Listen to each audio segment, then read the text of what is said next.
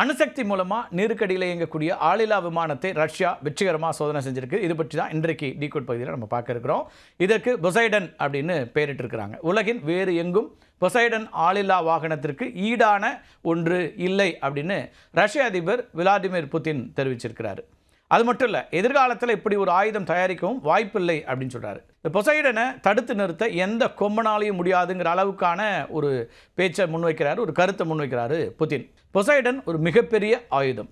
சுமார் 20 முதல் 25 மீட்டர் நீளமும் 1.5 முதல் 2 மீட்டர் விட்டமும் கொண்டதாக இருக்கலாம் அப்படின்னு அமெரிக்க உளவுத்துறை மதிப்பிடுது. இது வரைக்கும் வெளிப்படையாக தெரியல, அதனால் உளவுத்துறையுடைய தகவலாக இருக்குது. அதாவது ஒரு சிறிய நீர்மூழ்கி கப்பலில் அளவாக இருக்கும் அப்படின்னு பார்க்கப்படுது.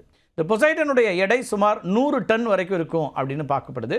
இது மணிக்கு சுமார் 185 கிலோமீட்டர் வேகத்தில் 3280 அடி ஆழம் வரைக்கும் செல்லக்கூடியதாக இருக்குது.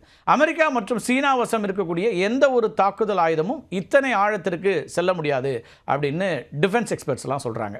இந்த டார்பீடோக்களை சுமந்து செல்வதற்கு பெல்கராட் K329 அப்படிங்கிற புதிய வகை அணுசக்தி நீர்மூழ்கி கப்பல் பிரத்யேகமாக வடிவமைக்கப்பட்டிருக்கு.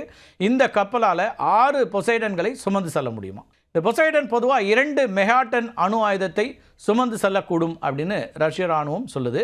பொசைடனுடைய மிக அபாயகரமான அம்சம் அப்படின்னா கடலோர பகுதியில் வெடிக்கும்போது ஒரு பெரிய கதிரியக்க சுனாமியை, அதாவது ரேடியோ ஆக்டிவ் சுனாமியை உருவாக்க முடியும் அப்படிங்கிறதான் இதனுடைய எவ்வளவு அழிவை உண்டாக்கும் இந்த ஆயுதம் அப்படிங்கிறத சொல்லக்கூடியதாக இருக்குது. பாதிக்கப்பட்ட கடலோர நகரத்தை நீண்ட காலத்திற்கு வாழ தகுதியற்றதாக மாற்றக்கூடிய அளவுக்கான ஒரு சேதாரத்தை உண்டாக்கும். இன்னும் சில நிபுணர்கள் என்ன சொல்கிறாங்கன்னா, இது கோபால்ட் குண்டு வகை கதிரியக்கத்தை உருவாக்கக்கூடும் அப்படின்னு சந்தேகப்படுறாங்க.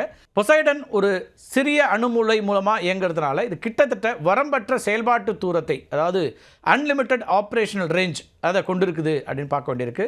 பல மாதங்கள் கடலுக்கு அடியில் சுற்றி கொண்டிருக்க முடியும் அப்படிங்கிறதும், எதிரி நாட்டினுடைய கடற்கரைக்கு அருகில் கூட பதுங்கியிருக்க முடியும் அப்படிங்கிறதும் இதனுடைய ஸ்பெஷாலிட்டிஸ். பொசைடனுடைய சக்தி அப்படிங்கிறது ரஷ்யாவுடைய கண்டம் விட்டு கண்டம் பாயும் ஏவுகணைகள் இருக்கு இல்லையா, சார்மாட் அப்படிங்கிற இந்த ஏவுகணையை விட மிக அதிகமானது.